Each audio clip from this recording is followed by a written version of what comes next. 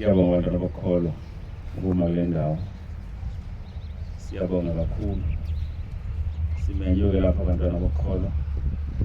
Simenywe uNkulunkulu. Simenywe umdali wezulu nomhlaba ngalolu suku lwakhe wasikhethela lona kuba sizomkhonza ngalo. Silapha abantwana sephalameni size phambi kaNkulunkulu. Size phambi kwezulu. Siyacela ke masilapha phambi kaNkulunkulu. Asiphe indlebe zokulizwa izwi lakhe. Asiphe nokuqonda ukuqonda izwi lakhe. Siyabonga abantwana abakholwa.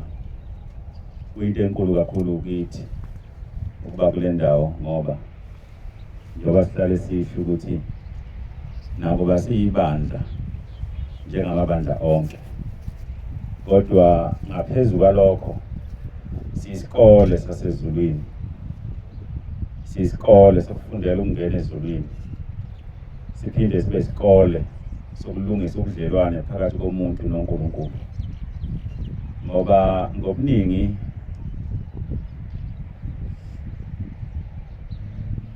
beyikhungo zokukholwa ziyazi ngayiqinisi kakhulu leyo ndawo yokuthi ngingenzani ukuze ngibe nobudlelwane obuphilileyo noNkulunkulu. Ngingenzani ukuze ngibe nobudlelwane obuphilayo noNkulunkulu. Ngingenzani njengencwadi kaIsaya 59:58 lapho ethi khona ngiyawubiza usabe uJehova athi ngilapha. Yini le kumele ngiyenze ukuze mangibiza nami ngimemeza usabe uJehova. Siyibandla kanjalo abantwana abakholwa. Umsebenzi wethu omkhulu yilowo ukuthi simkhonze uNkulunkulu ngeenhliziyo zethu zonke nangengqondo zethu zonke. Siphinde futhi sibe isikole sokufundisa abantu ukuthi uNkulunkulu ufunani kithi. Nobudlelwane bethu noNkulunkulu singaqondisa kanjani ukuze kube kuhle, ukuze kuphile, ukuze kusebenzele. Sho njalo incwadi enye ithi manje ke Israyeli yini enye uNkulunkulu ayifunayo kuwena ngaphandle ukuthi umkhonze umesabe ngenhliziyo yakho yonke nangengqondo yakho yonke. Uhambe ngazo zonke izimiso zakhe ukuze kube kuhle kuwe. Size lapha bona sekuphambene ngaphansi kwalo mbandelo njalo. Size ngaphansi kwakho ukukhuluma njalo kaJehova. Ngithena ke sisikole sasezulwini. Singahambi kakhulu zofunda incwadi kaIsaya 43:10. Sithe umuqa ukuthi lo nkulunkulu esikhuluma ngaye uNkulunkulu oyisima kanjani. uNkulunkulu onjani besikhuluma ngaye. Utheni kithi? Ngoba kungayihlazo mazohlangana abahlangana noNkulunkulu kodwa singakhulumi ngokuthi utheni yena uNkulunkulu kithi. Lo esihlangene ngaye lapha ifunde babami. Incwadi kaIsaya 43 kusuka verse 10. Ningofakazi bami. Uthi uNkulunkulu njengoba siyilapha njena singofakazi bakhe. Usho uJehova nenqeke yami ngiyikhethileyo. Ukuba nazi ningithembe niqonde ukuthi nginguye. Ngaphambi kwami akwenziwanga uNkulunkulu. Nazi ukuthi ngaphambi kwami akuzange kwaba khona uNkulunkulu. Nangasemumva kwami akekho khona. Nangasemva kwami akekho khona uNkulunkulu. Mina nginguJehova. Ngaphandle kwami akakho umsindisi. Ngaphandle kwami akakho umsindisi. Inkosi ibusise ba. Sifunda le ncwadi lapha khona uNkulunkulu khona edweba umuqa. Ehlukanisa inhloko nesixhanti. Ngoba ikhona ingozi eyehlele abantu. Ngiyakhumbula ngezinye incwadi ezindala. Ezintsha lapha kwezintsha. Wasukuma wathi bamba inkuni umpostoli Paul wayesebamba inyoka yayisiyamshaya. Kwase kuthi zonke ixuku zabantu abangakholwa ababona uPaul eshawa inyoka zase ziyalindela ukuthi uzowa afe ngoba inyoka inesihlungu bayayazi. Kwathi mayithunta ukuthi wela phansi ingawi engafi base bethi abantu lo muntu uNkulunkulu ushawa inyoka kafi uNkulunkulu lo muntu ngenxa yalokho bantwana basekuphakameni ngoba imvama yemangaliso ziyabadusa abantu ziyabadida ma uNkulunkulu ededicate amandla akhe kumuntu noma ngabe inceko noma ngabe uyisi noma ngabe umprofeti noma ngabe indodana abantu bayebevama ukuthi bese bedideka ingakho ke ngifunda lencwadi yokuqala abantwana basekuphakameni ngifunda ngoba lapha uNkulunkulu ubheka umuqa uthi ibani ngofakazi bami ukuthi ngaphambi kwami akazange abe khona uNkulunkulu nasemva kwami futhi akakuba khona uthi mina Jehova uthi ngokuqala uthi ngokugcina uthi yimi umsindisi akukho ichazo okudlula lokho akukho ichazo okudlula lokho silapha abantu basekuphakameni kubalulekile ukuthi sibe isikole ngaphela sasezulwini ngamazwi kaNkulunkulu sibe isikole sasezulwini ngamazwi akhe uNkulunkulu ngingami lapha abantwana bakholwa ngikhuluma ukuhlakanipha ngoba okwami ukuhlakanipha akanginalo izulu noma ngingahlakanipha kangakanani kodwa anginalo izulu enzothi mase ningilandelile bese nginikhomba kulona kodwa sihlangana lapha ngoNkulunkulu nezulu sihlangana lapha ngoNkulunkulu odweba umuqa wathi yena ngokuqala wathi ngokugcina njengoba silapha nje engaqalanga lapho ukwenza lokho nasemthethweni eyishumi umthetho wokuqala wakhe wadweba wona umuqa wathi ungabi nabanye oNkulunkulu ngaphandle kwami ngoba lapho wayezivezela ukuthi endleleni bazoba khona abanye oNkulunkulu abazawuvuka endleleni bamvukele uNkulunkulu ey'nhliziyweni zethu njengoba kwenzeka uma umpostoli Paul eshawa inyoka kwase kuvuka iy'xuku zibabaza zithi hawu uNkulunkulu lo muntu baye besixoxela lapho-ke abantu abayibiza ngoNkulunkulu baye besixoxela lelo vesi ngathi ngiphethe inkonzo le kwamaphumulo ngichaza indaba yona uNkulunkulu edweba umuqa yavuka enye insizwa yomfundisi yangiphikisa ngalo leli vesi yalifunda yathi uPaul lapha bathi abantu uNkulunkulu nathi-ke masithi lona wethu uNkulunkulu suke sikusho ngalokho ngase ngiyabuza ukuthi labantu ababethi uPaul uNkulunkulu babekholwa yini cha hayi kwakuyizixuku ngithi manje nizothatha imfundiso ziyixuku zangaphandle lisendlini kaNkulunkulu nizofundisa ziyixuku zangaphandle lisendlini kaNkulunkulu kanjani ngithe abantu sisikole sasezulwini sisikole sikaNkulunkulu silungisa ubudlelwane phakathi komuntu noNkulunkulu ngoba baba khona abantu abayinikele ekukholweni ngenhliziyo epheleleyo abantwana bakholwa eze ngenhliziyo ephelele nemhlophe efuna uNkulunkulu kodwa uthi wathi isikhunga nje asijoyinayo nangena kuso ayinkulu kangaka indaba kaNkulunkulu kodwa yena uze ngenhliziyo epheleleyo bese ngenxa yokuhamba kwesikhathi bese egwinywa isimo noma inqubo yakuleyo ndlu aseyinikele kuyona bese egcina ejwayela ukuthi hayi shutha kunankinga namba bekwenza namba bedumisana bodwa kodwa bayaphila bafingana maku-wrong bese naye egcina esejoyina lowo mhlungu njalo abantwana bakholwa silapha-ke abantwana bephakameni zodwa lowo muqa nathi odwetshwe uNkulunkulu sizothi sisikole sikaNkulunkulu njengoba-ke ngikhuluma leyo ndaba abantwana bakholwa ngale nsizwa eyafunda iBhayibheli ingiphikisa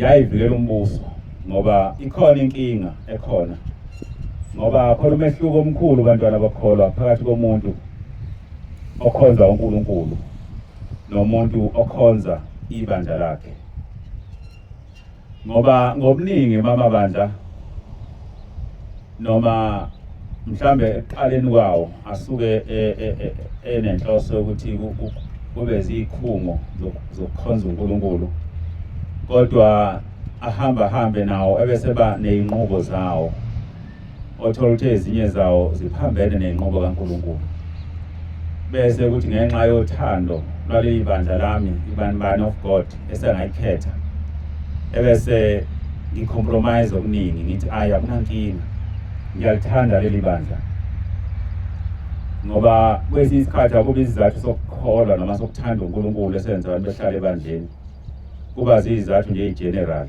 ethe omunye umuntu leli bandla nginakushiya mina ngoba ibandla kamama wami leli nomama washiwa ugogo kuleli bandla nogogo washiwa ukhokho kuleli bandla ibandla lakithi leli ngaleso sizathu ke ibandla lakithi nginakushiya engasho lo muntu ukuthi leli bandla leli ibandla likaNkulunkulu leli anginakushiya athi ibandla kagogo wami leli sinomlando naleli bandla thina ubaba wayemfundisi leli bandla ngakho ibandla leli anginakushiya leli bandla ngoba ibandla lakithi ingidabuyiseke leyo nto ngoba ngaphuma ebandleni nami elinye ngikhishwa ukuthi kwahamba yaphuma inqola kujantshi saphuma isitima lakujantshi ngento ezisobala engiyibonayo ngafunda iBhayibheli ngabuka izenzo kwaphambana abantwana bokholwa ngase ngithatha incwadi zami zonke zokholwa ngaya kithi ngafike ngangena endlini ngenhla sathi masiqeda umthandazo ka6 ngase ngibaxoxela ukuthi isitimela lesi asahambi kujantshi ngachaza kaze ngoba mathe ngabatshela ukuthi sengiyaphuma lapha sengiyanishiya kwase umfowethu omunye wathi bafo wathi angiyazi lento yenza ukuthi wathi ubaba usishiyela ibandla la ekhaya leli awukwazi ukuthi ngosuhlangane namabandla ehambeni usushintsha ibandla kababa ibandla lakithi leli bazothini bona abantu ngadabuka kakhulu ngangithi uzothi umfowethu ibandla likaNkulunkulu leli wethu ungashiya kaza ngasho njalo wathi ibandla lakithi leli wathi angihlale noma isitimela sesihamba ngaphandle kajantshi wathi ngihlalele ukuthi leli bandla sashiywa kulona ubaba manje asikwazi ukuphuma kulona kunamase bethatha umuntu bembiza ngoNkulunkulu nathi sizenze impumputhe sibiza umuntu ngoNkulunkulu kufanele mabelanda izangoma beyifaka endlini kaNkulunkulu sikhonza nazo endlini kaNkulunkulu uNkulunkulu eshilo othone edlozi akangangena endlini kaNkulunkulu kakhandwe ngamatshe kodwa sihlale thina endlini kaNkulunkulu sihlale nezangoma ngoba ibandla likaBaba ibandla lakithi sizokwenza kanjani lokho khona incwadi esho njalo ethone edlozi ifundeni noma sifundele izincwadi sizokwenza kanjani lokho ngazi levi 27:26 khona lapha or 20:27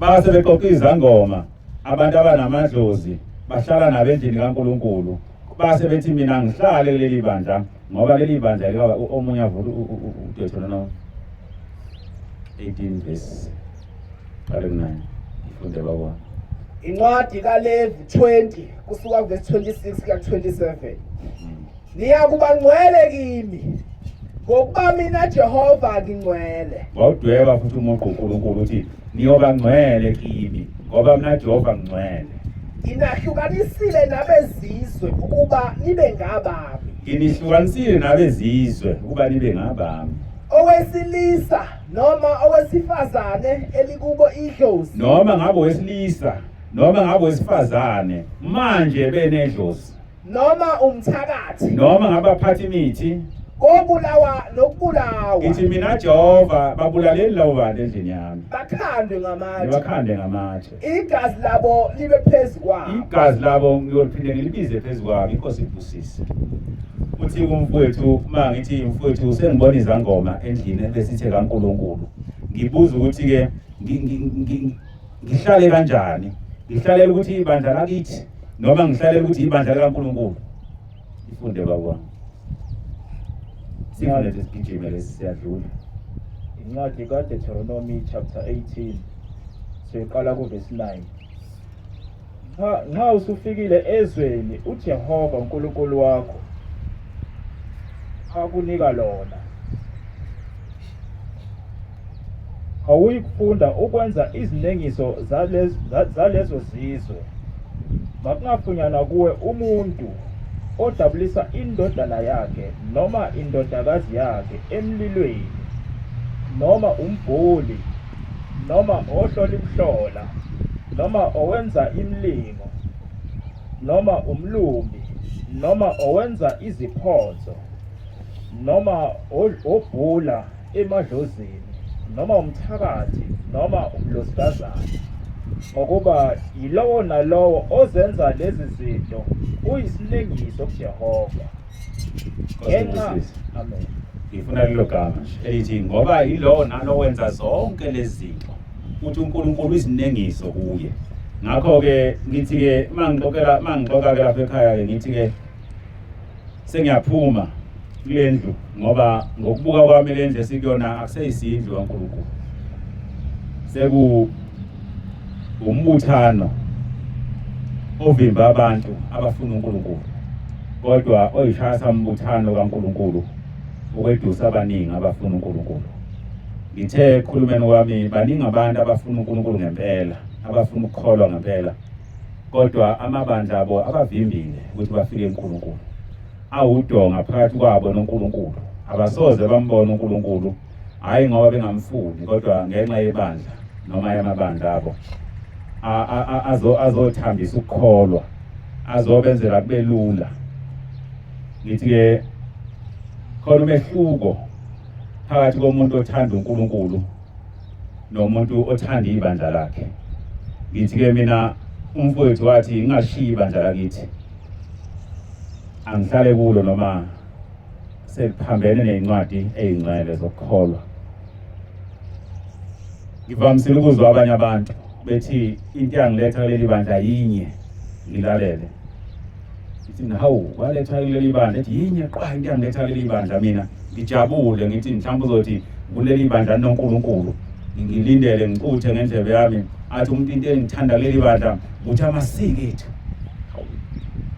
Leli bandla liyawathanda amasiko ethu alwalahli. Mangingena lapha ngiyinsizwa yakwaZulu ngiyaqhubeka ngibe umZulu kahle ngokuphelele. Mangikuleli bandla ngithanda lokho. Into yangenza ngakhetha leli bandla emabandleni amaningi ukuthi leli bandla lihambisana namasiko ethu. Njalo insizwa mina angisalofika lapha eGoli ngadabuka kakhulu. Yayingikhonzile nami ngiyikhonzile. Sasigibela isitimela nje. Yayisho sesingena esitimeleni ngathula ngathi ofuna ngilungisele into ngelinye ilanga. Angibani ngithole ithuba lokuyilungisa kule nsizwa kuzobe namhlanje. Leli bandla lakho mina Ntuli ngiyathanda. Mase ngifuna ukukholwa ngiyokholwa kulona. Ngoba leli bandla ahlukana namasiko. Uthi ukholwa ube umZulu, mawufika ukholwa kulona ungumSuthu ube umSuthu, mawungena kulona ukholwa uzokholwa umSwati uba umSwati kahle. Lento zakho zonke uyilahli ungena nazo. Ngiyalithanda leli bandla lakho Ntuli. Sengifuna mase ngifuna ukukholwa ngiyokhonzwa kulona. Ngadabuka kakhulu bandla lakho. Ngabona ukuthi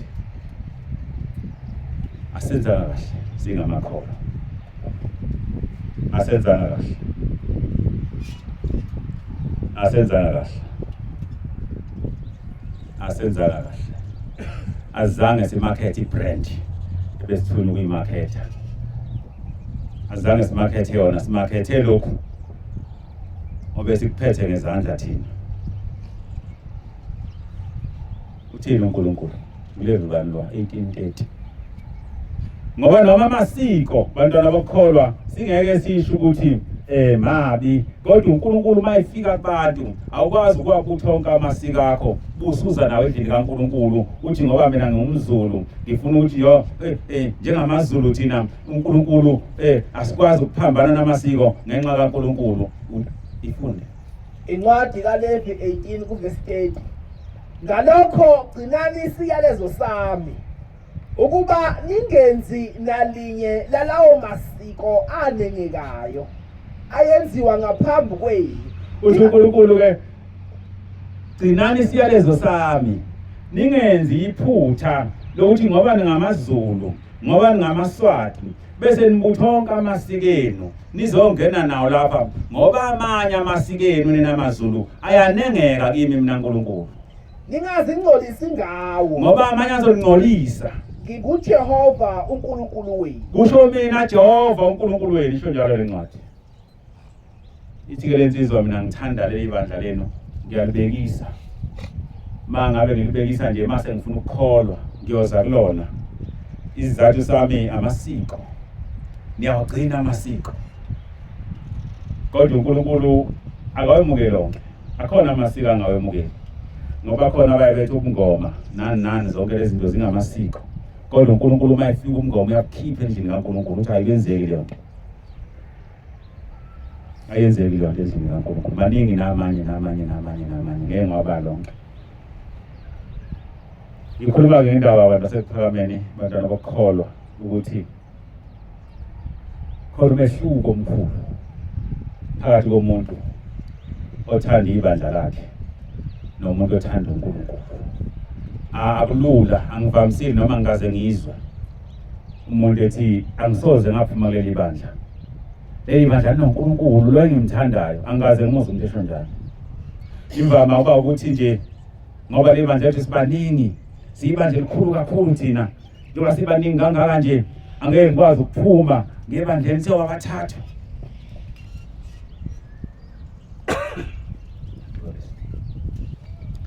ngeke ngiphume leli bandla mina yini ungaphumi leli bandla ngoba sibaningi siyibandla elikhulu kakhulu thina angikwazi ukuphuma ngelona yemabandleni amancane kangaka isizathu sakhe sokuhlala ebandleni zinamba zabantu ukuthi ngoba abantu baningi leli bandla likhulu maye phakathi kwabantu abaningi uzizwe ekholiwe noma uNkulunkulu khona noma uNkulunkulu akekho noma uNkulunkulu uyakhonzwa leli bandla akanandaba ngaphandle yena mayibona izinkumbi zabantu uyakholwa yizo ziyukholwa kwakhe ibhadi ke lelo endlini kaNkulunkulu bayebehlala abantu behlalele lokho emabandleni abaye behlale noma mhlawumbe amandla amanye abanezigwili kube nabantu abanezimoto nabantu abacekile bayahlala abantu ngenxa yalokho ukuthi mhlawumbe nami lokuceba kuyoze kuqaphalele kimi ahlale ngathi ngoba leli bandla kuneyigwili lapha akuyimoto laphana abantu bakhona bacebile laphana bese ihlala ahlalele ukuthi lela bandla kuhlushekwa kulona lela bandla abantu bakhona banezinto bese ihlala lapho engabheki noma uNkulunkulu khona noma uNkulunkulu uyakhonzwa noma kuyafundisa indaba kaNkulunkulu anje kulela bandla ngihleli mina ngoba lela bandla kuhlushekwa kulona ngiyembeza abantu besho njalo ngiyembeza abantwana bakholwa ziningi kakhulu izinto abantu abayithandayo emabandleni ngaphandle kaNkulunkulu umuntu engabala izinto zezibe 10 ayithande ebandleni lakhe engamfaki uNkulunkulu aqede futhi athi sengiqedile sengubale konke ngikuthande ebandleni lami akusekho okusele kodwa engamfaki uNkulunkulu ingozi bantwana bakholwa esihlangana nayo emhlabeni namhlanje amabandla kaNkulunkulu ayinhlekiso into ehlekiswa ngayo nje kodwa uma ubheka ukuthi kungani isihlekiso ngendaba yokukholwa uma uthi ukholiwe ngithi wayiswa yiNazaretha yayingikhonzile nje hawu nawe kanti bese ngikwethembe kangaka nawe iNazaretha naye iNazaretha ayibona ijapha lensizwa kakhulu ngayibona idumala ithi iNazaretha yazi bengicabanga ufanele nalabantu abanye bengithona ahlukile ngajapha nami ngijabulisa ukuthi uNazaretha inkolo kaNkulunkulu uNazaretha inkolo iyavela kuNkulunkulu direct wayehla uNkulunkulu wayiletha yena uqobo lwakhe entabeni yaseSinayi kodwa mawuthi uyakholwa ile nkolo yoNazaretha uvuka abantu bethi kanti nawe unjena kanti nawe uyilento engasaqonda kathi njani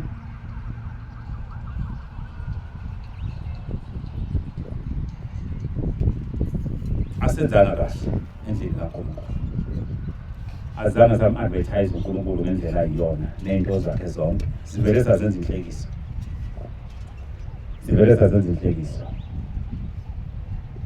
ngithi abanye abantu bayahlala emabandleni bebale izinto ngibala izinto ey'balwa abantu babehlele emabandleni abanye bayebethi la kuney'mangaliso lapha babala izinto ey'nkulu babala izinto ey'nkulu kakhulu bengumfundisi owela ePitoli ube gijinya kuyena nje abantu abaningi kakhulu omunye bese le ngaphandle kweNigeria mangaphosisi obenza izinto ezinkulu kakhulu enza imangaliso ezisabekayo ngoba abantu ababuya khona bengayivali imangaliso ngake nami ngaze ngalalela ngoba kubalekile uma ukholwa ukuthi ube nendlela ma into abantu beyibabaza ilalele ukuthi yini le batshazwa kangaka ngase ngiyamlalela-ke nami lo mfundisi prophet wayebatshela-ke abantu emafrijini ukuthi bashiyeni abanye ethi wena ushiye iklabishi wena abanye ethi wena ushiye u-anyanisi wena ethi wena ubusuqobile ushiye uhafu ayi bebabaza abantu bekhala inyembezi bethi ngiyaqala ukutshela into enjena mina selongazana neyimangaliso-ke ezinye babeyibala abanye bethi ngathola ukuthi abanye ngathola ukuthi ngase ngiyadabuka ngambuka lo nkulunkulu ozokhuluma ngamafriji ethu ukuthi kuseyuyena lo nkulunkulu kuseyuyena lo nkulunkulu wavula ulwandle abantwana ba-Israyeli besuke eGibhithe wavula ulwandle bahambe emhlabathini omile kuseyuyena lona okuthiwa kunekabishi phakathi efrijini lakho ngayibuza lo nkulunkulu lona okathi uJoshua ebhekene nezimpi elwa namabutho uNkulunkulu wakhipha amatshe ezulwini ashaya abantu evela kuNkulunkulu elekelela inceke yakhe ngoba iphakathi kwezimpi kuseyuyena lo nkulunkulu abakhuluma ngaye uyena namhlanje uprofeta le uthe uNkulunkulu udweba umuqa abantu basePhalamende abantwana bakholwa kubalulekile lokho into abantu abangayazi ukuthi imangaliso azihlale njalo ivela kuNkulunkulu noma ngabe ezokuphila noma ngabe ezengcebo noma ngabe ezani kodwa imangaliso azihlale zivela kuNkulunkulu nomubi unazi imangaliso naye ezinhle nezimbi noNkulunkulu wethu unazi imangaliso ezinhle nezimbi othi ezimbi khumbula mhla uDathani sebehlubukile wathi uNkulunkulu Mose deda kulabo bantu ufumana phakathi kwabo ngizovula umgodi mina ngifuna ubagqiba bephila kwakuNkulunkulu wethu lo enza isimangaliso kodwa sibuhlungu eshaya izitha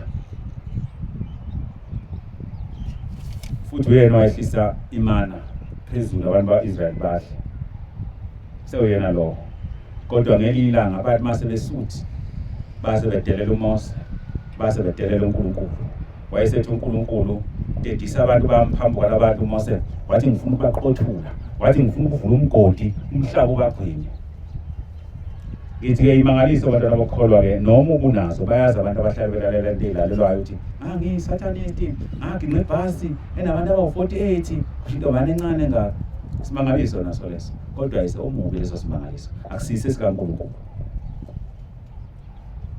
khona incwadi esho njalo ngathi bangayithola ngokushesha abafunda ethi nimangaliswa yini ngoba noSathane uyakwazi ukuyiphendula ingilosi yokulunga la angisazi ukuthi noma ngibeka kahle ngakho awukwazi ukuhlala ebandleni uthi ngihleli leli bandla ngihlaliswe ukuthi leli bandla leli lineyimangaliso nangu usibanibani wafika egula useyaphila ngoba nomubi uSathane uyakwazi ukukuphilisa bese kufuya njengembuzi yakhe impilo yakho yonke uyohlala uhlubuka uNkulunkulu umhlubukela ukuthi wathi mhla ugula waphiliswa uSathane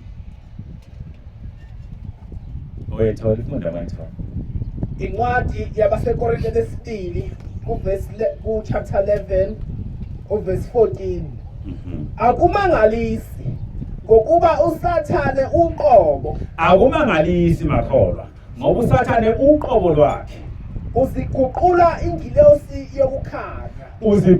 ingilosi yokukhanya Nkosi ngifuna lelo zisho uthi akumangalisi ngoba siyasikhathazwa abantu abavele bethi ngihleli leli bandla ngoba ngathola imoto ngihleli leli bandla ngoba ngathola ukuthi wafundiswana ngoNkulunkulu sifuna abantu lapha phakathi kwethu abazothi ngihleli leli bandla ngoba ngiyamthanda uNkulunkulu ngiyamazi uNkulunkulu sifuna abantu abazosho njalo ngoba imangaliso ngeke uyihlalele ngoba zikhona yonke indawo abantwana bakholwa kodwa sifuna abantu abazohlala phakathi kwalendlu bethi simangaliso lethi sihleli noNkulunkulu bethi sihleli lapha ngoba sinoNkulunkulu ophilayo, sihleli lapha ngoba sinoJehova, sihleli lapha ngoba uma simemeza sikhala sithi Nkosi nakho ngihluphekile, kuvela uNkulunkulu athi ngilapha ngoba ngifundisiwe ebandleni lami ukuthi ngakho ubudlelwane phakathi kwami noNkulunkulu, ukuthi yini okumele ngiyenze ukuze mangimemeza uNkulunkulu angizwe, yini into okumele ngiyiyeke ukuze mangimemeza uNkulunkulu angizwe, yini ofanele ngiyenze, yini ofanele ngiyiyeke, ngoba zonke lezi zinto zibalulekile abantu abakholwa, ngoba uma ungayifundiswanga zona uzokhuluma njengensizwa yangapha ngakithi iyathi sengakiyeka mina ukukholwa. Isho njalo leyansizwa ithe ngayeka ukukholwa ngoba ukukholwa kwangenza ngithatheke kancane, ngoba yangena endlini ayazi yangafundiswa lutho ngoNkulunkulu, yafundiswa kuphela ngebandla, leli bandla leli kwangashiwo lutho ngoNkulunkulu, ugcine ku-advertise ibandla, agcine umuntu elithanda ibandla la nenhliziyo yakhe yonke, kodwa engazi lutho ngoNkulunkulu futhi engenalo uthando lukaNkulunkulu. Ixoxa leyo ndaba abantwana bokholwa. Ngithena-ke ngalokukhuluma siyibandla likaNkulunkulu, siyibandla lamaNazaretha, siyibandla likaNkulunkulu, siyibandla lamaNazaretha, liyibandla likaNkulunkulu. Lisuke emuva ma ungafunda laphaya ey'ncwadini zoNumeri 6 uzothola ukuthi kwakukhona isifungo sobuNazaretha esasenziwa isikhashana, wawulinda leso sikhashana leso. Mawuleso sikhashana sesifungo ngithi wawungazidli izinto ey'thile njengomagrebhisi mangaphosisi, ungasondeli esidunjini, ungagundi iy'nwele zakho. Kwakuyisifungo leso sesikhashana abantwana basePhakameni, kodwa bahamba kwafika isikhathi lapha khona lo mbuso kaNkulunkulu wehlela emhlabeni oyisifungo sobuNazaretha. Kwase kuzalwa abantu abazalwa bengamaNazaretha impilo yabo yonke baze bahambe emhlabeni bengamaNazaretha. Angazi noma ngizothi uJohane owazalwa yiNazaretha waze wahamba emhlabeni engumNazaretha. Kwase kuzalwa indodana uJesu, ngizombiza kanjalo namhlanje, naye owaba yiNazaretha. Kwase kuzalweni kwakhe kwaze kwafika isikhathi lapha khona abethelwa khona, kwase kwedlulela kwaPhostoli bayiqhuba inkolo yobuNazaretha. Kwase kuhamba isikhashana, kwase kufika iRoman Empire, yayisiqeda ubuNazaretha, yayisiphakamisa inkolo yabo yamaRoma. Amen. Umlando wethu kume kanjalo. Ngisholani na ukuthi ubuNazaretha inkolo kaNkulunkulu ingoba nendodana kaNkulunkulu yayikhona emhlabeni yayiNazaretha, kodwa incwadi ezisho lokho ayisekho kahle, ngoba sekudume nje ukuthi waba yiNazaretha uJesu ngoba wayehlala edolobheni okuthiwa yiNazaretha. Basho njalo noma bethandaza bethi Jesu waseNazaretha, abasho ubuNazaretha obuyi-covenant phakathi komuntu noNkulunkulu, basho ubuNazaretha bedolobha. Njengoba nje ngiqhamuka ngapha koShowe nakoPangeni bese ngiba usabelo waseShowe, basho njalo-ke nabasho abakwemukeli ukuthi ubuNazaretha yinkolo. Strategically kwathi my-Roman Empire ithatha inkolo i-dominator, yayise ilanda abantu okuthiwa ama-correctors, base beyiguqula iy'ncwadi ezayikhuluma indaba kaNkulunkulu, ezinye zazo zaze yikhuluma lokho okuhambisana nombuso.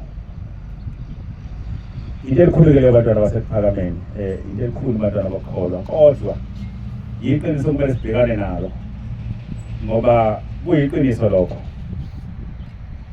Ikhona incwadi evame ukufundwa uma bethi uJesu waseNazaretha, basuka kuleya ncwadi ethi weza wahlala emzini waseNazaretha, isho njalo ukuze kugcwaliseke ukuthi ungumNazaretha.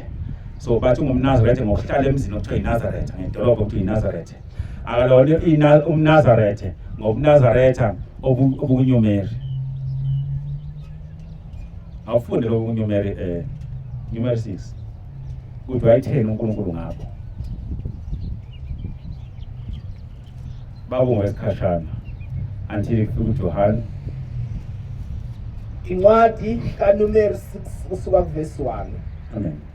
uJehova wakhuluma kuMose wathi, yisho kubantwana bakwa-Israyeli uthi kubo, nxa owesilisa noma owesifazane enza isithembiso esithile, isithembiso somNazari, NgesiHebheru babethi umNaziri, ngesiZulu umNazaretha, ngesiNgisi isiNazarite. Hamba nayo. ukuzahlukanisela kuJehova, uyakuzahlukanisa newayini. Ma wenza isifungo esithile sokuzehlukanisa, uzahlukanisela uJehova, uyoba ngumNazaretha, uyosuhlukana newayini. Nophuzo olunamandla, Asiphuzi wasilapha nje, nalonke uphuzo oludakayo. angaphuzi uvinika wewayini, Singaphuzi namavinike ewayini.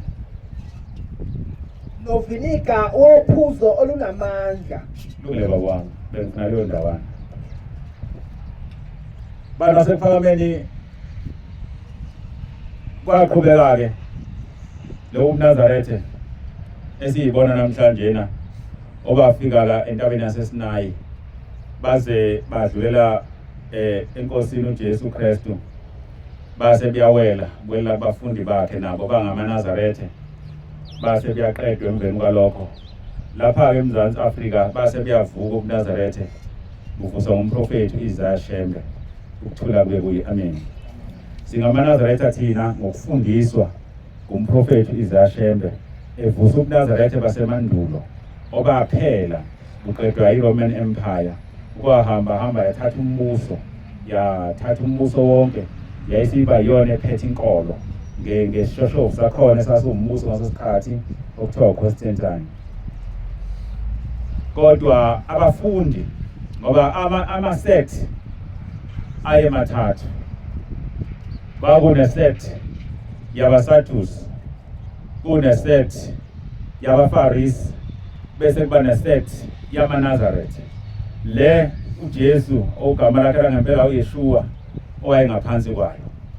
Ingakho zithi incwadi wayengumNazaretha, hayi ngokwedolobha, wayengumNazaretha ngokwenkolo nokwezivumelwano sakhe wayesenzile noNkulunkulu ukuthi mangabe uyinikela uzahlukanisela uJehova, uyoba umNazaretha, busuyeka zonke izinto isifungo sobuNazaretha ezibenqabayo. Kwathi noma esehambile yena yasala le sect, kodwa le sect lithi iBhayibheli yayizondwa kakhulu le sect yamaNazaretha. Iyona okwathi noma umbuso ufika wenza sure ukuthi uyayiqeda, uyayikhipha nje eBhayibhelini. Ngisho igama elithi Nazaretha eBhayibhelini ulithola igawu ngoba abahleli beBhayibheli base bethunjwe umbuso sekulwela ukuthi iBhayibheli alikomplaye enkolweni esikhona.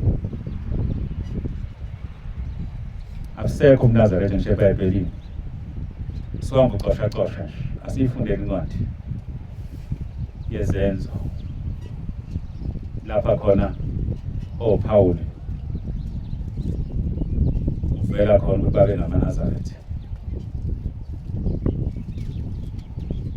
Lapho uPawuli uvela khona babe ngamaNazaretha ngoba siyaphika ubuNazaretha bedolobha. Ngokuba incwadi yezenzo 24 uvesi 5, ngokuba le ndoda siyifumene iyishinga, Ngoba nansi le ndoda wayeseboshiwe lapha nasebembambile, sebiyakhuluma-ke manje bathi le ndoda siyithole ngathi ishinga. Le ndoda ivelaphi le ndoda eyishinga kangaka? evusa ukwambuka phakathi kwabaJuda, Iyazivukela phakathi kwabaJuda. Le ndoda iyavuka, ivukela umbuso ezweni lonke, eyinhloko yehlelo lamaNazaretha. ithi iBhayibheli bathi mase bekhuluma ngale ndoda uPawula base bethi hayi ingani lona oyinhloko yaleli hlelo yale sect lena kaJesu lo esambulalayo, manje lona uyinhloko yayo le sect, uyinhloko yehlelo lwamaNazaretha. Hawa nosephakameni siyadabuka ngoba incwadi yeBhayibheli iyigugu lethu. Akukho ukukholwa ongangenisa ezulwini okungasukela encwadini zeBhayibheli. Noma nokukholwa ongakanani, kodwa uma ukukholwa kwakho ungakhelwe phezu kwesisekelo seBhayibheli, kodwa angeke singakhumulishwa elasehlela ukuthi incwadi zethu eziwumkhondo osiholela kuJehova zake zawela esandleni sesitha. Ngeke siwukhohlwe, ngeke siwulibala umlando, iqiniso lomlando elithi incwadi zethu eziwumkhondo esiya ngawo phambi kukaJehova zake zaphathwa isitha sethu. Ithi-ke le ncwadi bathi mase bembambile uPawula base bebona ukuthi usaqhamuka liset, usaqhamuka leli hlelo leli singalifuniyo kuyinhloko yalo yena. Base beliqeda-ke abantwana bokholwa, kwase kwakhiwa inkolo, kwase kwakhiwa inkolo entsha engasafani nenkolo le abapostoli ababephuma eJerusalema beyishumayela. Kwase kwakhiwa inkolo, bonke abapostoli base beyabanjwa, base beyaboshwa, base beyabulawa, bebulawa inkolo abaphuma na eJerusalema beyifundisiwe uJesu, beyifundisile uYeshua, bezoyishumayela emazweni. Kodwa yafika inkolo yobuRoma yadominator, yabaqeda, yayiqeda nenkolo, kwaphasa inkolo entsha. Le nkolo entsha yayisingasabunawo umthetho. Umehluko phakathi kwenkolo abapostoli abaphuma na eJerusalema yayikhuluma ngemithetho yokukhonza uJehova, kodwa inkolo abayimukela kwi-Roman Empire yayithi asiphili ngaphansi komthetho kaJehova.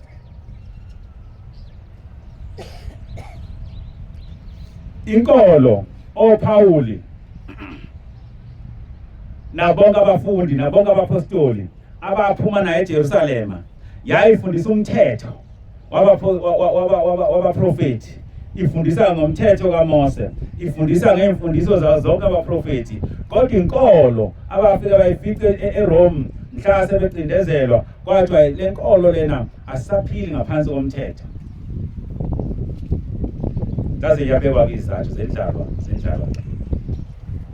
Akekho umuntu ongathi asisaphili ngaphansi komthetho. Makubekwa izinto ezimbili, kuthiwa khetha okuthandayo, khetha ukuphila ngaphansi komthetho nokhetha ukungaphili ngaphansi komthetho. Obvious ukuthi wonke umuntu engafisa ukungaphili ngaphansi komthetho, ngoba umthetho ukhulu kwesinye isikhathi unzima. Njengoba sisematokweni nje sitohoza, kuney'khathi zokungena ukuthi noma kade uhambile usebenza, kodwa manje bese bethe emsebenzini ngena ngo-6 la. Ubuhlungu lo mthetho, awumnandi.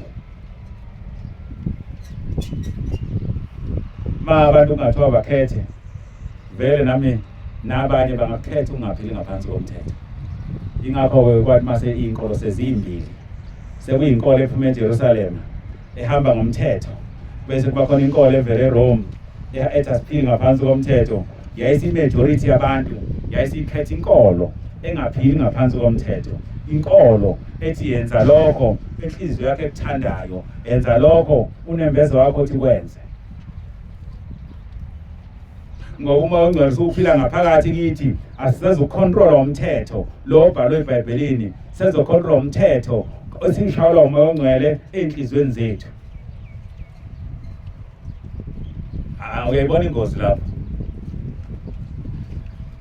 Asisezukontrola umthetho obhalwe phansi, sizokontrola umthetho oshaywa umoya ongcwele ey'nhliziyweni zethu.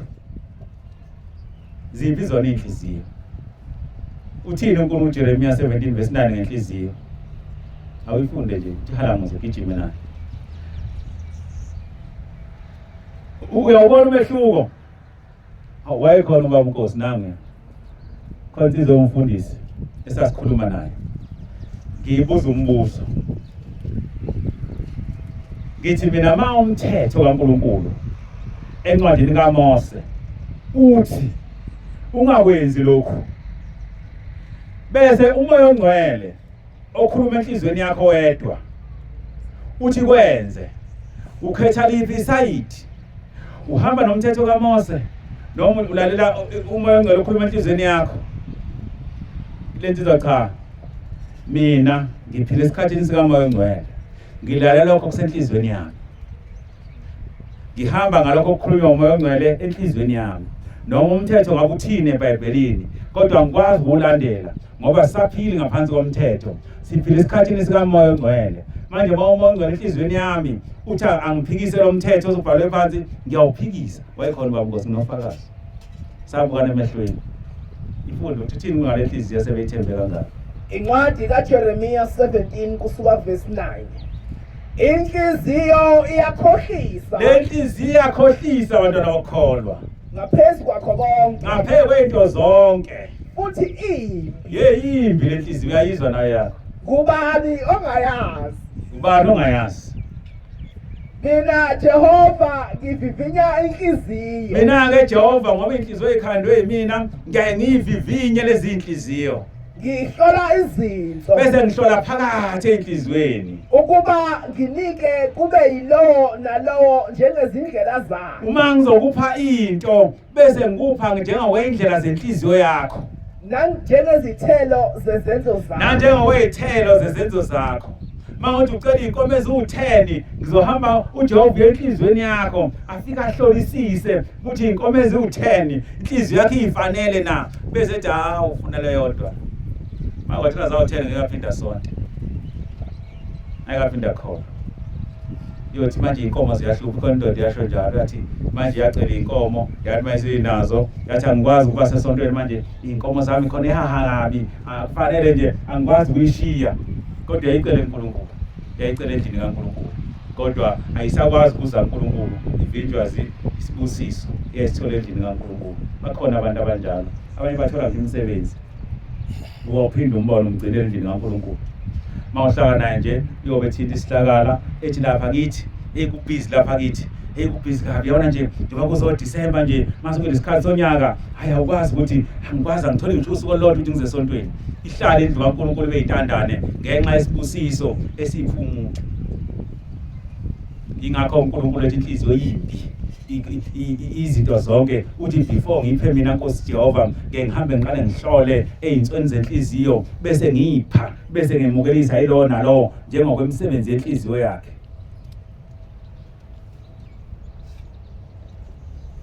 Angikhulumi leyo ndaba ntwana okhona ngikhuluma indaba yale ndoda yesixoxele nobaba wami ithi mina ngiyawuyeka umthetho ngithatha okusenhlizweni yami ngoba ngiphila esikhathini sikamoya ongcwele okhuluma ngaphakathi kimi kodwa ngithe umehluko phakathi kwevangeli abapostoli abaphuma nalo eJerusalema nevangeli abahlangana nalo kwiRoman Empire ukuthi leli ivangeli abaphuma nalo eJerusalema kwakuyivangeli abalihamba ngeimfundiso zabaprofeti okwakufundwa khona incwadi imithetho kaJehova owayiletha ngenceku yakhe uMoses kodwa mase befika naleli ivangeli laselithi laseRome lalela ukuthi umoya ongcwele okhuluma enhlizweni yakho uthini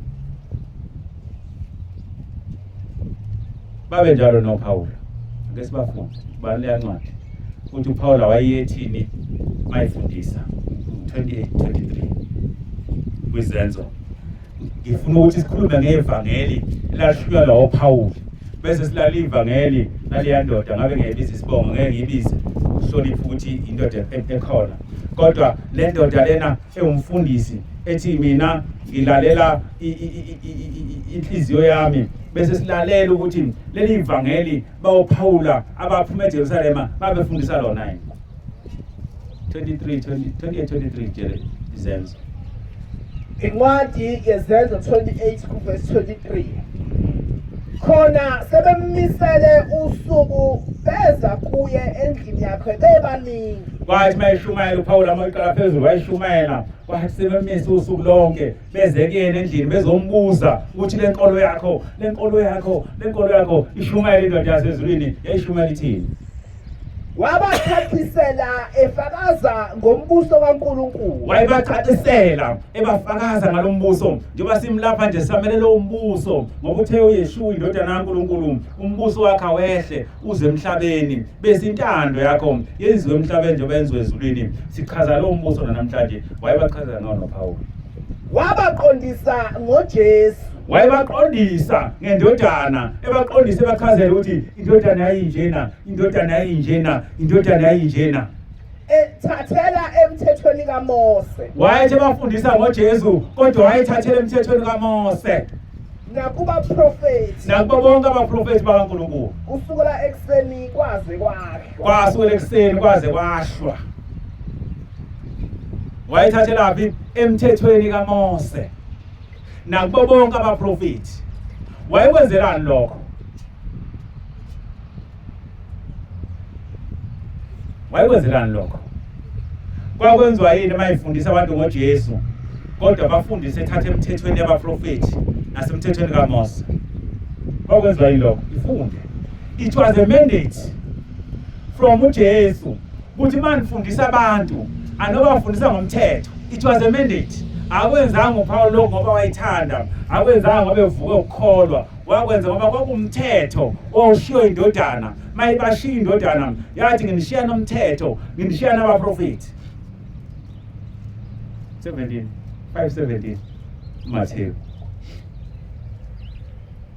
wayekwenzelani lokho kwakungani lokho ethatha incwadi zaMose ebafundisa ngoJesu kodwa engadluli lapho ayekwezinye indawo elokho efundisa ngoJesu kodwa ethatha incwadi zikaMose ebafundise ngoJesu ethathe kubaprofethi wayekwenzelani lokho it was a mandate incwadi kaMateyu 5 kusuka kuverse 17 ingathi ngize ukuchitha umthetho lawa amazwi kaJesu direct amabhayibheli amanye azowabhale ngo-red ukukhombisa ukuthi ama-direct speech ayevela kwindodana ifundeke baba ingathi ngize ukuchitha umthetho nabaprofethi wayeshiye batshelile uJesu ukuthi ningasho mina mangiphakathi kwenti ngizochitha umthetho nabaprofethi it was a mandate angizanga ukuchitha angizile ukuchitha ngize ukugcwalisa ngokuba ngiqinisile ngithi kini kuze kudlule izulu nomhlaba uthi kuyoze kudlule izulu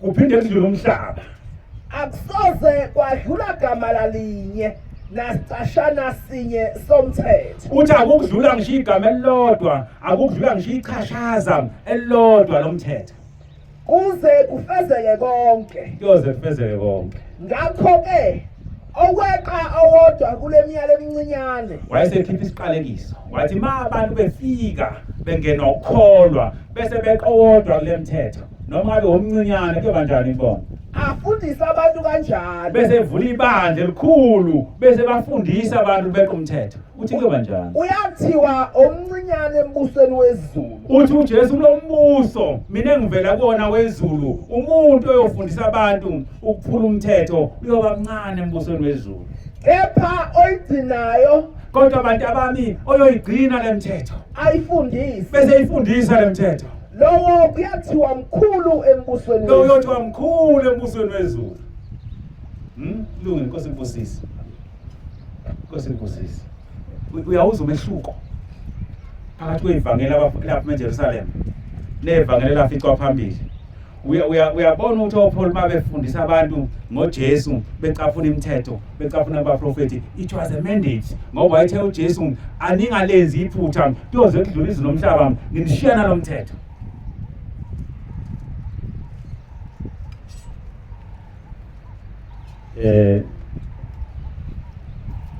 yaqala inkinga abantwana bokholwa leli ivangeli elalisalemukela-ke seliqhamuka ngeRoman Empire laba inkinga ngoba it was an opposition of yonke into esaphuma eJerusalem asiyona iyaqala manje incwadi esiyifundayo khona engichazela ngaye no ayisho lento othi yayisho wayakwelesingisi wathi it means to fulfill ngazo wachaza nje ngaze ngazela bachaza ngaze ngalala ngikhumbula waqeda 10 ngoba wayengihlukanisele ethi lencwadi angiyifundi correct, angemvulelekile, funa incwadi ngiyifunde ngiyisemoyeni.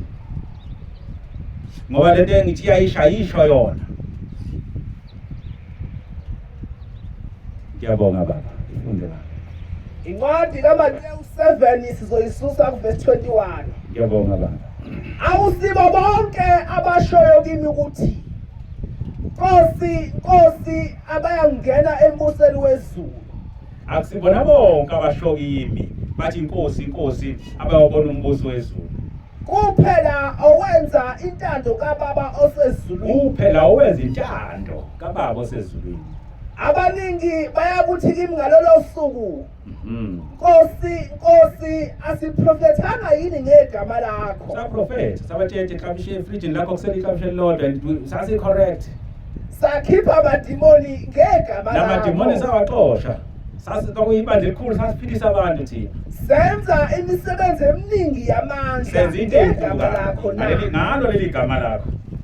Khona ngiyafakaza kubo ukuthi angizange nginazi. Sukani kimi nina benzi kokubi. Uthi uJesu ngiyobachitha. Sebezenzile imangaliso uthi ngiyothi sukani kimi nina benzi bokubi, angizange nje ngaze nganasi. Ngalokho yilona lowo owezwa lamazwi ami awenze uyakufaniswa nendoda ehlakaniphile. Uyofaniswa nendoda, hayi indoda nje efaka amabhlukwe, kodwa uyofaniswa nendoda ehlakaniphile eyakha indlu yayo phezu kwedwala. eyothi mawuyifuna ukwakha bisibheka idwala eliqinile ukuthi liphi idwala, liphi ibandla right. Layithela imvula kwafika izikhukhula kwavunguza imimoya yayishaya leyo ndlu kepha ayiwanga ngokuba yayisekelwe yidwala. Nkosi ngibusise baba wami. Bekufuna le ncwadi enye ethi ngiyabonga baba ufihle lokho abahlakaniphile. Wakuveze ingane ingayifundi kodwa ilungile siyayazi sonke. Uma usithola ungayifundi.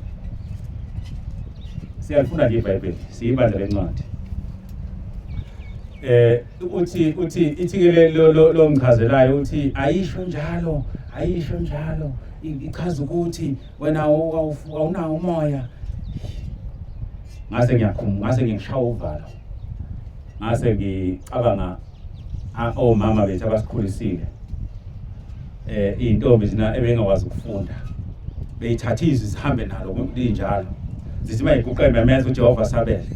Ngoba zaze lithathe li-raw izwi linjalo lalingazange laze lakuchazwa. Ngithi mina lento eyichazayo uma wami ongazange angene esikoleni ka1944 engayizwa. Kanti lenkolo ongichazela yona ukuthi siye ezulwini noma ukuthi sibe siyifundiswa nehlakaniphi. Shule lizulu ofundisa ngalo wena elabahlakaniphile, elabafundile, inketha bakhona. Leli izulu mina ngiyalona ileli la mama wami ka1944 elathi malifika izwi likaNkulunkulu lithi hlukana nalokho mntanami, hlukana nengulube mntanami, hlukana nalokho mntanami, wayesekuyeka. Inedala lokho na. Ingoba ivangeli esalemukela kwiRoman Empire lathatha incwadi yomthetho, incwadi kaNkulunkulu, layifunda figurative, okuphambene nomthetho. Ngoba ukwazi ukuthi wethula umthetho, wethula figurative, abantu bonke bazohamba nezinto ezahlukene. Ngoba umthetho ufuna mawuthi uyanqamula manje sukuma ijaji lithi ngiyagweba, ngigweba iminyaka emibili ubhadle ejele. Awukwazi ukusuma wena uthi no njengoba ugwetshwa nje akuchazi lokho. Akusho 2 years, chathi uzoba sekuhluphekeni for 2 years, akuchathi uyaboshwa. Figurative. Akwenziwa lokho. Indaba kaNkulunkulu is literal. Mayethi uNkulunkulu kumhlophe, sekumhlophe. Mayethi kumnyama, sekumnyama. Awuphambanisi. Ngoba uke wenza njalo, sizoba nendlela ezokukholwa eyingamamiliyoni, eyingangabantu abakhona emhlabeni ngoba nami ngizoza neyangi no mina this is my understanding. ngiyakhumbula sisafunda iy'nkondlo hayi uchaza ukuthi uma le nkondlo unjani ayikho shokunya ngoba iy'nkondlo is always figurative. So uma uyifunda ufuna wazi ukuthi khona umqondo ocashile kodwa ukwazi ukuthatha incwadi yomthetho bese uyifunda ukuthi it's figurative ngoba incwadi yomthetho kufanele uma kuthiwa umuntu obulela umuntu ugwetha 2 years kube standard. Hayi ukuthi kwangashiwo 2 years kwakushiwo ukuthi bantwana bokholo ngithena uNazaretha inkolo kaNkulunkulu, inkolo esuka kwi-sect okwakuyi-sect eyayilidwa uJesu wayishiya kubapostoli yaqedwa i-Roman Empire wafika uShembe lapha eMzantsi Afrika wafika wayivusa inkolo yobuNazaretha, inkolo yasezulwini. Uthe mayivusa uShembe lenkolo wayesesitshela ukuthi le nkolo bantu abami njengoba ngiyivusa nje kuseleyo nkolo, kuseleyo nkolo yasemandulo, kuseleyo nkolo leyo esuke ekude sizophuza kulelotshe laseSinayi kwakusho uShembe. Funda encwadi Isaya 83 esibhala uShembe ivesi nganoma lesino nesihlanu ethi size lapha nje nami sizophuza njengoba silapha nje abantu abakholwa sileyo nsali yasemandulo sileso sizukulwane okathi mhla uNkulunkulu eletha inkolo yakhe entabeni yaseSinayi wayiletha kithi yayisithathwa indodana yayinabaprofeti bayiwezela kubapostoli yaqedwa izitha zenkolo sikuleyo nto abantwana abakholwa asikucabangi lokho akusikho ukuhlakanipha imbhalo yethu. Isihlabelelo 83 kuverse 5. Sisindisiwe thina amaNazaretha sonke. Wathi mayefika uShembe lapha umprofeti wayesesitshela wathi thina amaNazaretha siyibo labo abasindisiwe. Sophuza kulelotshe lasentabeni yaseSinayi. Sizophuza kulona lelotshe lasentabeni yaseSinayi azile nenye into azile nokusha kodwa sisise leyo mthombo sise leyo nsali sise lelo bandla owehla uNkulunkulu yena waliletha ekokhokho bethu entabeni yaseSinayi. Angikusho lokhu ngoba ngicabanga, angikusho ngokuhlakanipha, ngikusho ngoba it's a mandate ebhalwe phansi umprofeti.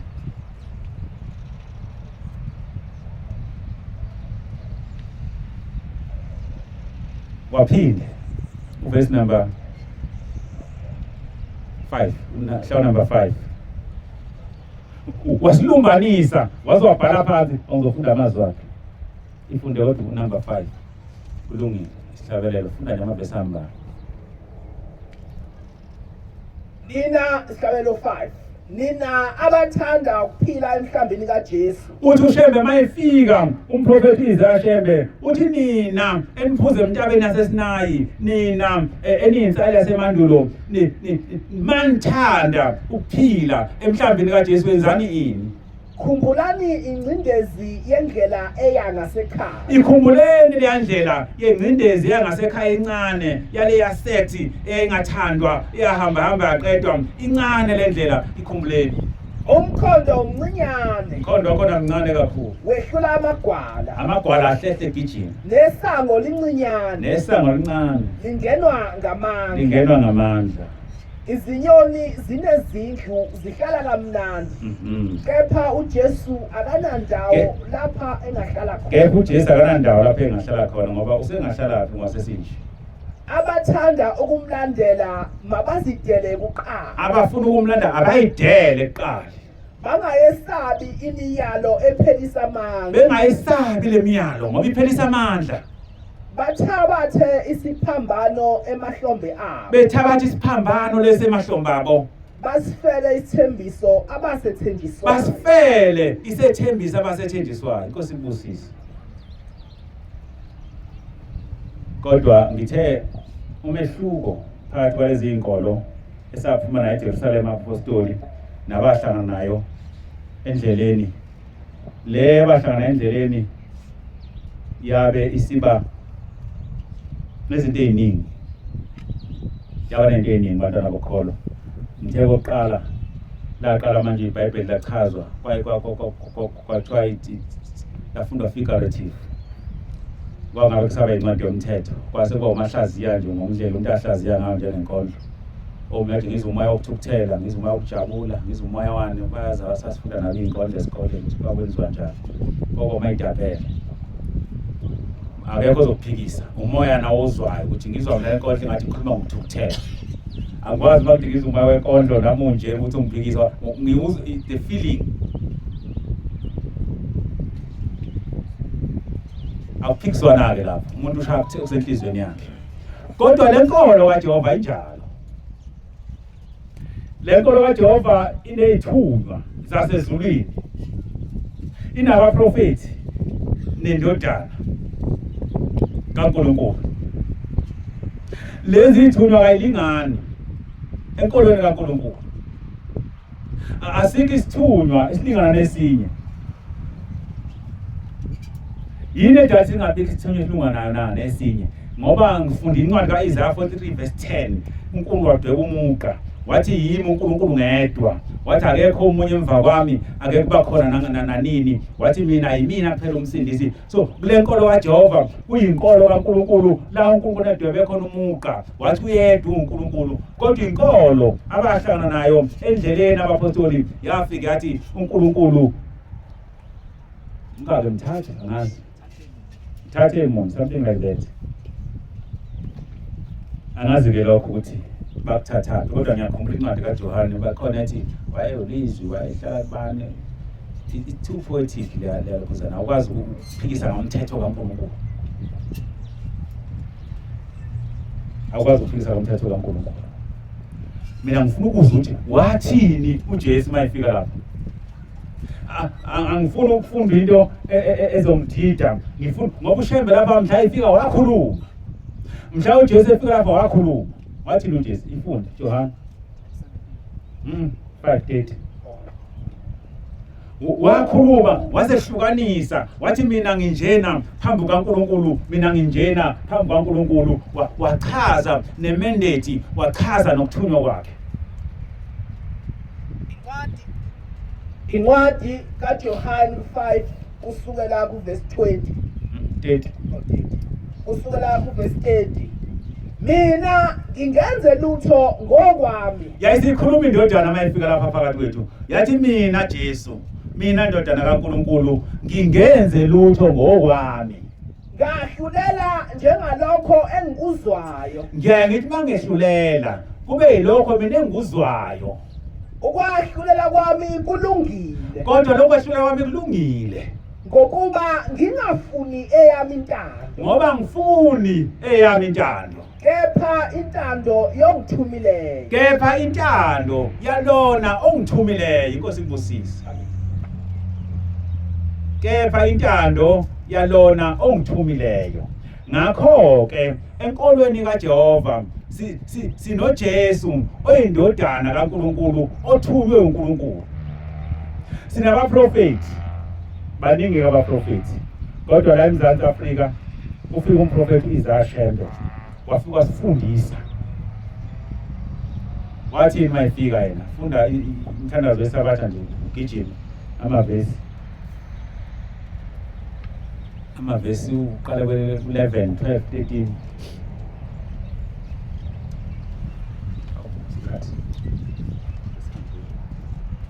Umthandazo wesabatha kusuka kuverse 13. Kwakubhala uShembe lapho umprofeti wasifundisa uMnazarethe, wasifundisa ngoJehova, wasifundisa ngoJesu, wasifundisa ngeBhayibheli.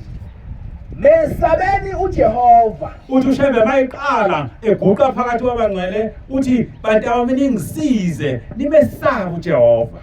Zizukulwana ngezizukulwana. Wathi ngitshela nina, nitshele nezizukulwane, nitshele nezizukulwane. Nigcine imithetho yakhe anilobela yona uJehova ngenceku yakhe uMose. Nigcine imithetho yakhe anilobela uJehova ngenceku yakhe uMose. Ukuze ukudumisa kwenu kwamukeleke kuThixo wemikhosi. Ukuze nithi mandumisa, ukudumisa kwenu kwemukeleke kuThixo wemikhosi. Lokho kuzodala ukuthi nibe nobudlelwane noThixo wemikhosi, nibe nobudlelwane noJehova ngoba nigcina imithetho yakhe. ngokuba uma ningamdumisi ngemithetho yakhe hamba naye akebe yamukela imithandazo yenu akasoze anehlisela isibusiso uma ningayilaleli imithetho yakhe niyigcine. Ngiyalincenga zizukulwana ngegama likaJehova inkosi, gcinani imithetho kaJehova. Nkosi Nkosisi.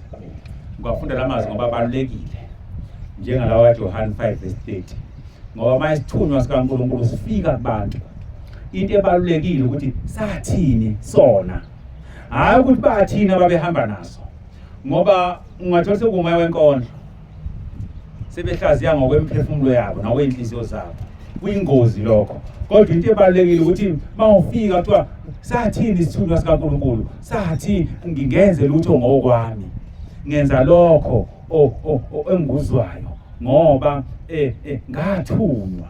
noShembe mayifika wathi mesabeni uJehova nigcina imithetho yakhe. noJesu 5:17-19 leyancwadi ithena angizeli ngizochitha imithetho nabaprofeti. So lawa mazwi kithina abalulekile ngoba amazwi ezithunywa zasezulwini ngaphambi kuzwakala befundisi ukuthi bathini, ngaphambi kuzwakale abazalwane ukuthi bathini, kufuna kuzwakale eqaleni ingceku ezayithunyiwe ukuthi zathi zona zinobudlelwane bazo bumi kanjani noNkulunkulu. Incwadi kaJohane 17:3. Amen. Ukuphila okuphakade yilokhu kuba bazi wena uNkulunkulu wedwa. Ukuthi baziwe uthi uJesu ukuphila okuphakade ukuthi bazi wena uNkulunkulu wedwa oqinisileyo nomthumileyo uJesu Kristu. nokuthi mina Jesu ngathunywa, bakholwa lokuthi ngathunywa uNkulunkulu. Abantu abakholwayo ukuthi mina Jesu ngathunywa wena banokuphila okuphakade. Silapho ke bantwana bokholwa sikuleyo ndaba enjalo, ziningi izinto esezaphambana ngenxa yevangeli abapostoli abahlangana la endleleni. Kuningi bantwana bokholwa njengoba sihlangane ngosuku lweSabatha nje alisekho ngoba abantu bakuhlangana lezi inkolo embili yayisithi Roman Empire, thina sinosuku lwethu esikhonza ngalo ilanga, sinosuku lwethu esikhonza ngalo iThixo, sinosuku lwethu esikhonza ngalo uBhali. Asinakuliyeka lolu suku, sizolugcina lolu suku lwethu esikhonza ngalo iThixo, esikhonza ngalo uBhali bethu. Kwase ke luyafaka usuku lukaNkulunkulu, lwase liyafa usuku lukaJesu, lwase liyafa usuku lwabaprofeti. Yasiyaphela indaba kaNkulunkulu emhlabeni, lase liyaphela usuku kaNkulunkulu emhlabeni, kwase kusala izinsuku zabantu. Shonjalo incwadi enye ithi lesizwe singidumisa ngeze ngeminyaka yabantu. Asingayifuni sikhathi asisekho, yasiyaphela indaba kaNkulunkulu. Shonjalo uJesu kwezinye incwadi zakhe lithi wasungela ukufunda iBhayibheli, wayifunda encwadini kaIsaya njengokwenza kwakhe kwakusuku lweSabatha. Anibheke manje ithola nifunda sengikhohlwa amavesi ayo, kodwa omunye safunda leyo akafunde u-Exodus 25, sisafunda leyo imithetho kaNkulunkulu ukuthi wasungela ukufunda ngosuku lweSabatha njengokwenza kwakhe. Kodwa sifundeni qala uNkulunkulu esadweba umuqa ngosuku lweSabatha, ngokubalekela umuqa ukuthi wathini ngosuku lweSabatha. Incwadi ka-Exodus 35 soqala evesini. uMose wabutha yonke inhlangano yabantwana bakwa-Israyeli wathi kuyo, ilawa mazwi awayalile uJehova ukuba niwenze. Ila mazwi ayalile uJehova, singena lapho wathinta nje uJehova, sukuthinte thina ke lapho sikhipha amehlo sikathi yayithini inkosi yethu. Izinsuku eziyisithupha kosetshenzwa umsebenzi, Izinsuku eziyisithupha kuyosetshenzwa umsebenzi, kepha ngosuku lwesikhombisa kuyakuba kini usuku olungcwele, kepha ngosuku lwesikhombisa kuyoba usuku olungcwele, lube yisabatha lokuphumula likaJehova. kuyoba yisabatha lokuphumula likaJehova. Bonke abenza umsebenzi ngalo bayabulawa. Bonke abenza umsebenzi ngalo bayobulawa. anibasa mlilo ezindlini zenu ngosuku lweSabatha. Anibasa mlilo endlini zenu ngosuku lweSabatha. Bathi kabanye inkosana unzima kwangashiko umlilo fire kuhluka bese ngivele ngingaziki. Ukuthi wayithini bathi ngiyabonga baba. Ufikile lokho abahlakaniphile baveze ingane. Bathi ke wangashiya umlilo lo wena ucishile endlini yakho ukuze lapha nje. Kwakusho ukuthi ungabi nolaba ngeSabatha. Ngazi ukuthi ngithini. Funda nkosana mayithola. Incwadi kaLuka 4:16. Wafika eNazaretha. Wayesefike eNazaretha edolobheni ke namhlanje. Lapho owayengiwa khona. Lapho wakhulula khona. Wangena esinagogeni. Wayesengena ethempelini. Ngosuku lweSabatha. Wangena ngosuku lweSabatha. Njengokwenza kwakhe. Wasukumela ukufunda. Wasukuma wafunda iBhayibheli. Wanika incwadi kaIsaya. Wavula incwadi kaIsaya ivule ngayo lenkonzo. Wayivula incwadi. Wafumana okulotshwe kuye ukuthi Inkosi inkosisi. Bengifuna leyo ndawana ukuthi wathi mehamba wayesengene endlini yethempeli ngeSabatha njengokwenza kwakhe. Wayesesukumela ukufunda. So ke iSabatha ke lasezulwini, iSabatha likaNkulunkulu. Kodwa asekho manje endlini zamasonto. Sekwathatha usuku abaphostoli bahlangana endleleni bashawa baphucwa lona. Wathi komunye hayi mina iSabatha lami akunandaba ukuthi kunini ngathi mina leli iSabatha uthi ngomsombuluko uyawucisha umlilo. Athi hayi indaba umlilo ayisho lutho kodwa iSabatha lami mina lingeSunday ebilami ngomsombuluko alami ngolwesithathu. Oh my God. Mawenkondlo. Ngangithanda ukusukuma amakhosi wenkondlo ngisho into critical kakhulu enzima. Bese ngibhalaza ukuthi nje ngandisahlaziya. Bonke abantu bethu umoya wokujabula lo othola ukujabula ukuthi bathi kodwa nazi bangifunda deep ngisingathi umoya wosisi. Ngiyabafikisa nje ababo. Next day phela. Nombhalo wenkondlo lekho.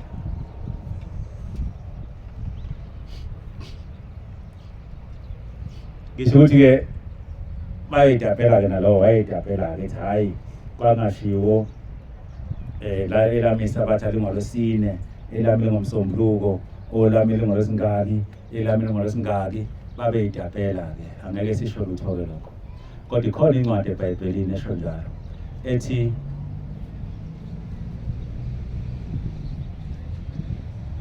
benze njani bangolosihlanu bembethele khona incwadi esho njalo. Kodwa ke noma kuthiwani sonke siyawazi ukuthi Friday okwabethelwa ngayo indodana uJesu. Kodwa sisalwazi iSabatha ukuthi nini.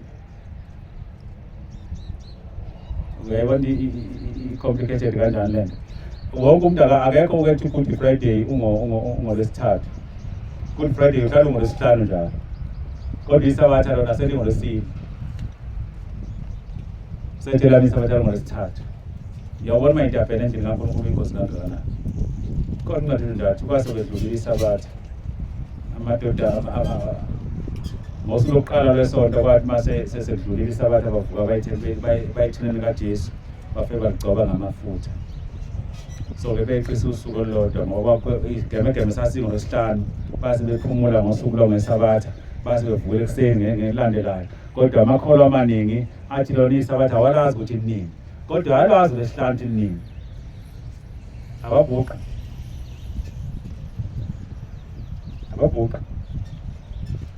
Funde mawuyithola. Incwadi kaMateyu 28 kusuka kuverse 1. Kepha ekupheleni kweSabatha ngevivi lokuqala lweviki kwafika uMaria Magdalena nomunye uMaria ukuyobona ilifa. Uyiqale phansi baba. Incwadi kaMateyu 28 kusuka kuverse 1. Kepha ekupheleni kweSabatha ngovivi lokuqala leviki kwafika uMaria Magdalena nomunye uMaria beza ukuyobona ilifa. Ngathi incwadi sikhuluma into enkulu. ngoba ithi ngovivi ekuseni ngosuku lokuqala lweviki sikwedlulile isabatha. So ke siyazi sonke ukuthi uGood Friday kwabamnyama kwenzekani we are aware of that. But abantu abasalazi ke isabatha ukuthi nini. Kodwa iBhayibheli liyasho ukuthi sekwedlulile isabatha ngosuku lokuqala lweviki bavukele ethuneni bawubheka isidumbu ngoba baphumula ngesabatha njengomthetho. Ikhona lapho umunye ukala ngenhla le kuzona leso. Kodwa asiqondile lapho. Iqonde ekuthenini inkolo abaphuma nayo eJerusalem nenkolo abahlangana nayo endleleni ayifani. Lenkolo abahlangana nayo endleleni kwaba inkolo ehamba ngokweinhliziyo zabantu. Akuzange kusaba inkolo ehamba ngemithetho.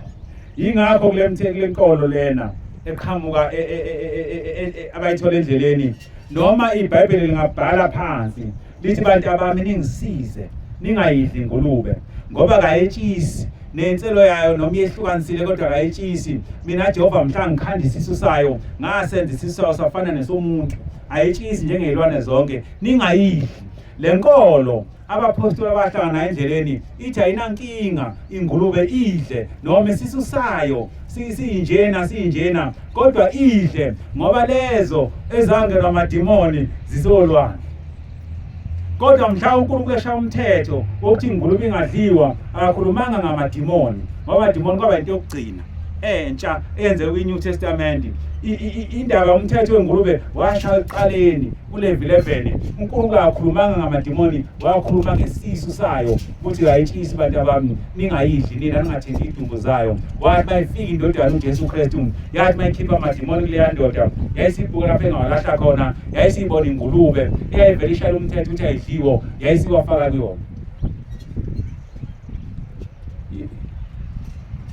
Ifunde Levi 11 the literal meaning and the figurative meaning. Incwadi kaLevi 11 kusuka kuverse 7. Nengulube ngokuba iyehlukanisa inselo ijabula inselo kabili ingetshisi kodwa ingcolile kini. Uyasizwa isizathu kaNkulunkulu ngoba kayetshisi. Ukwetshisa ngazi bathini ngesilungu. Ningadli inyama yayo. Ningayidli inyama yayo. Ningathinti izidumbu zayo. Ningathinti idumbu zayo. Zingcolile kini. Zingcolile kini. Utheni ngamadimoni asho ngalutho? Oh. Mayelethi ke lezo kwashiwo kuzona le ncwadi lezi ezazingamadimoni ubone ukuthi baphambanisa iBhayibheli. Babalekela ukukholwa. Badala bakholwa ngithe mangivula ukukhuluma ngase ngithi siyibandla likaNkulunkulu. Sakha ubudlelwane phakathi komuntu noNkulunkulu. Sifundisa abantu, sifundisa umhlaba ukuthi yini okumele uyenze ukuze uthande uNkulunkulu. Yini okumele ungayenzi ukuze uthande uNkulunkulu. Umsebenzi wethu omkhulu yilowo. Sifuna abantu abazohlala lapha ebandleni bethi ngihleli leli bandla ngoba kunoNkulunkulu lapha. Bengathi ngihleli leli bandla ngoba baningi abantu leli bandla.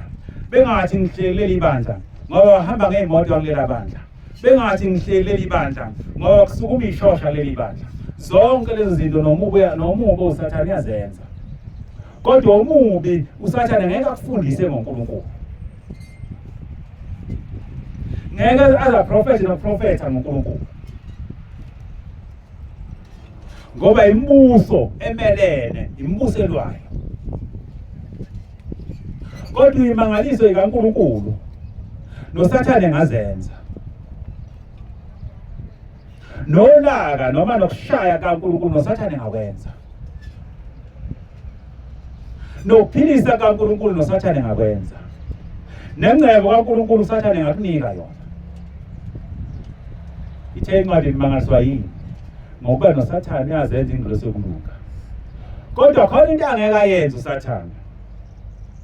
Akasoza akufundise ngeindlela kaNkulunkulu. Akasoza akufundise ngoNkulunkulu. Engamana akufundise ngeinto zonke. akuprofethele ngento zonke ngama-fridge nayo yonke into kodwa ngeke akufundise ngoNkulunkulu. Ngakho ma ukuleli bandla ngiyafisa ukuthi singasuki endleleni ngoba ngeke ngabona amabandla amakhulu njengoba ngilapha nje ngaphuma ebandleni elikhulu kakhulu eziye zezizathu umfowethu owayencenga ngazo wathi awukwazi ukushiya ibandla elikhulu kangaka ibandla elincane kanje awukwazi ukushiya leli bandla leli ubaba washiya la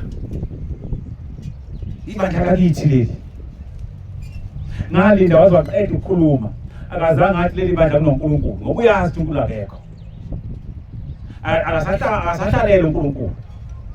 It's a comfort zone.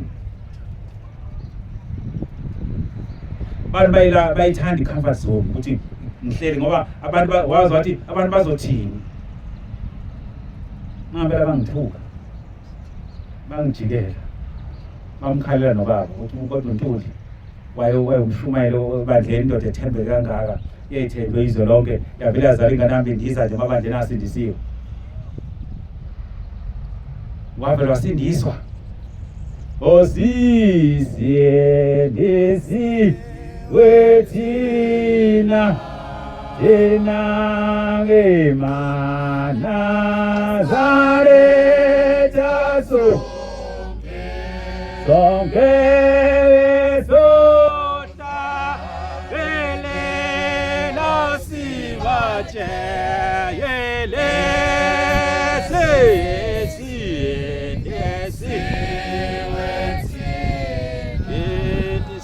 khona sisesenesi wethina thina ngeManazareta sonke sohlabelela sibatsheyele